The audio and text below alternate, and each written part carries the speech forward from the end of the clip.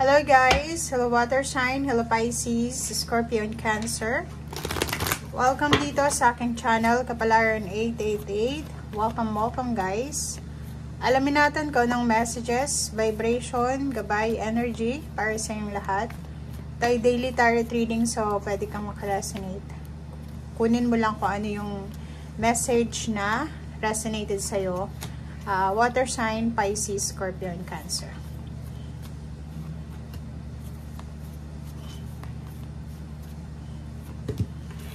Okay. So, water sign, Pisces, Scorpio, and Cancer, number 7, number 8, magkasunod siya.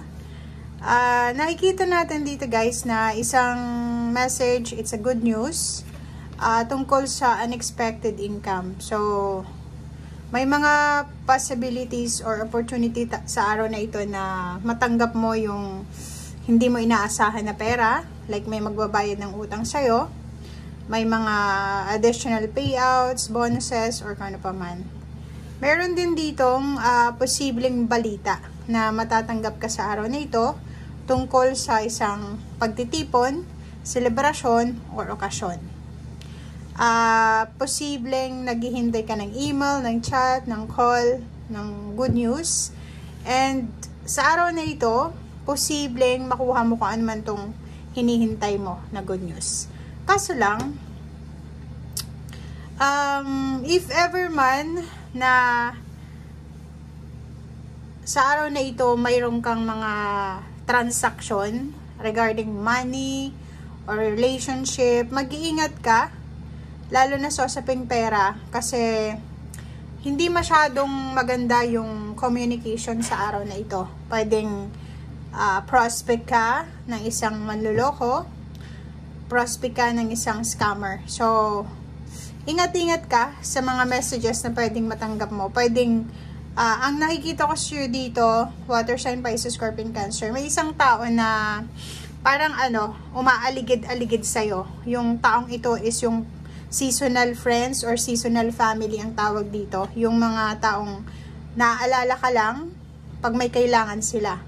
May mga taong ganun yung ibabackstab ka nila, sisiraan ka nila after kanilang pakinabangan, and then once na nangailangan ulit sila, babalik sila sa inyo. Parang yun yung tawag na seasonal. Seasonal sila, relationship, family, or kung sino man. And ang taong ito is mga fake sila, fake person. Lalo na sa usaping pera, ang tingin nila sa'yo is pera lang, pera-pera lang, and hindi mo dapat pagkatiwalaan ng taong ito. Okay? So, mag-iingat ka. Dahil nakikita natin dito na ang mga taong ito is nagbabalat kayo. Baka akala mo totoo sila sa harap mo, pero nagkakamali ka doon. May mga itinatago silang hidden agenda, or may mga wag kang masyado magtitiwala, magkukwento regarding sa mga plano mo. Kasi ang taong yan is hindi pwede siyang pagkatiwalaan. Ibabalik niya sa'yo. Ginagamit ka lang niya, or pwedeng gagamitin niya lahat ng kwento mo laban sa'yo.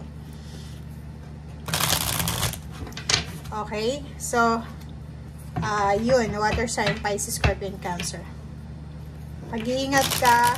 If ever marami kang mga activities, mga plano sa buhay, wag mo yun na ipagsasabi. Diba? Keep it a secret lang muna. Mas okay yung low-key, mas okay yung walang nakakaalam na ibang tao kung anong nangyayari sa buhay mo. Kasi the more na maraming nakikialam, the more na nasisira yung diskarte.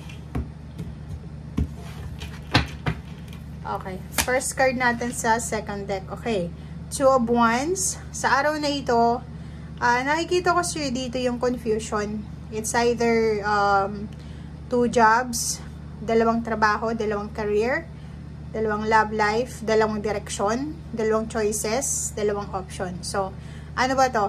It's either tungkol sa trabaho, it's either relationship or family, or kung may okasyon ka na pinaghahandaan, medyo hindi ka mapakali or hindi mo alam pa kung saang lugar, anong venue, or kung ano man to. So, comment down below. Resonated ka. Diba? Three of Swords.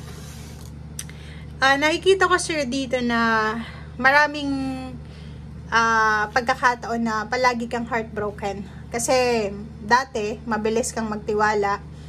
Mahilig ka din dati sa people pleasing, 'di ba? Yung parang inuuna mo yung kapakanan nila o ng ibang tao kaysa sa'yo. Kahit alam mo na sinisiraan ka, binabackstab ka, mabait ka pa rin. But sa araw na ito, sinasabi ng baraha na wag na wag kang magtitiwala talaga. If ever may mag-send sa'yo ng message, kinukumusta ka, wag kang maniniwala sa kumusta na yan. Kasi it's either may kailangan yan sa'yo na kwento, chismis, pera, or may gusto lang sa'yong malaman na impormasyon tapos ibabalita niya doon sa taong mga ka-close niya. So, ingat-ingat ka. Ingatan mo yung puso mo. Simula sa araw na ito, ingatan mo yung damdamin mo. Okay? Okay, so for wands, nakikita ko sa'yo dito na ang kailangan mong bigyan ng pansin ngayon, focus, is yung paparating na blessings para sa'yo. 'Di ba? So, may isang pwedeng additional family members, housewarming, house blessing, a recognition, awards, rewards, travel, or ano man itong stability, balance, success. Plus may dragonfly dyan. Sinasabi na merong good luck and good fortune. May hope, may pag-asa na parating. Magiging stable yung family life mo. Maraming parang ano to yung pagkakataon na ibibigay sa yung universe para makuha mo yung stability and balance. O, 'di ba? So yun, doon ka dapat naghihintay. Doon yun dapat yung pinagkakaabalahan mo. Itong immediate family mo, it's either asawa, boyfriend, girlfriend, anak, magulang. Doon ka lang dapat nagfo-focus sa ngayon. Huwag kang mag-focus sa iba, kahit nga kapatid, pamangkin mo, apo, or kung sino man. Huwag kang masyadong magbigay ng sobra-sobrang pagmamahal or effort kasi end of the day, pag ikaw ay hindi na malakas, hindi ka na nila kailangan, hindi ka nila maalala. Okay, 7 of Cups. Sinasabi ng baraha sa'yo dito na nasa iyo yung choice and option. 'Di ba? Kung gusto mong maging masaya, gusto mong maging stable yung emotional mo and financial, iwasan mo yung sobra-sobrang pagtitiwala. Kasi alam mo, kaya ka ginaganyan ng mga tao sa paligid mo kasi alam nila na mabait ka, soft-hearted ka.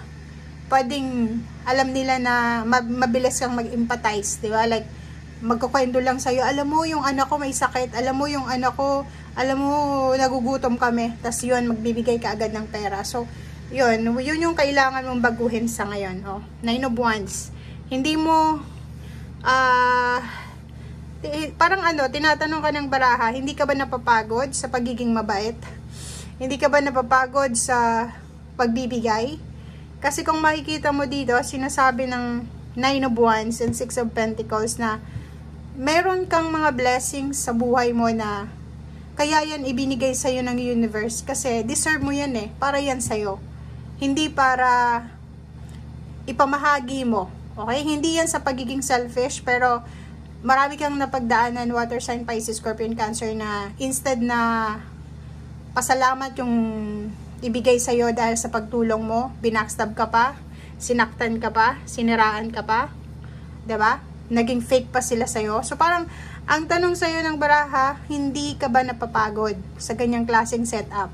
Yung, okay, maglalagay ka ng boundary. May isang tao na nakagawa sa'yo ng hindi maganda, inaway ka, binackstab ka, or kung ano-anong ginawa sa yung negative na nagbigay sa ng pain and heartaches. Yun, naglagay ka ng boundary around you, 'di ba? Para makaiwas sa kanila.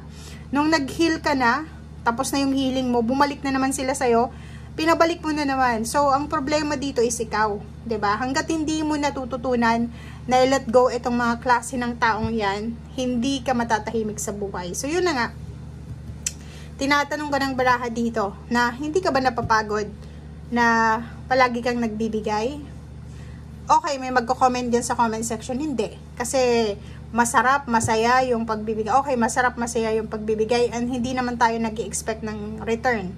But ang problem dito guys is, aminin nyo yan, nadidepress kayo, 'di ba? Pag halimbawa, tinulungan mo tapos hindi ka man nag-i-expect ng return, nag-i-expect ka ng respeto, 'di ba? Nang parang feeling mo, okay, tinulungan ko siya, so kakampi ko siya. Pero at end of the day, yung taong tinulungan mo, sila pa yung unang nang backstab sa'yo, sila pa yung unang nanira sa'yo. So, Parang ganun, di ba? Ano ba yung reaction? Siyempre, magiging depressed ka, magkaka-anxiety, o ikaw yung lugi. Parang ganun. So, dito, sinasabi ng baraha, may darating na balanse tungkol sa pera. And, sinasabi ng baraha na kailangan mo nang baguhin yung mindset mo na palagi kang nagbibigay. Dapat balanse siya, give and take. Dapat magbigay ka, and then may natatanggap ka rin. For example, nagbigay ka ng financial help, ano ba yung return sa taong halimbawa, hindi naman pwedeng ibalik sa'yo na financial? Respeto, 'di ba? Pwede kang irespeto, pwede kang mahalin, pwede kang igalang, or pwede kang proteksyonan, pwede kang, 'di ba? So yun yung sinasabi ng baraha, dapat give and take, balance. Okay? So yan guys ang sinasabi ng baraha. Maraming salamat sa panonood and see you again. Bye.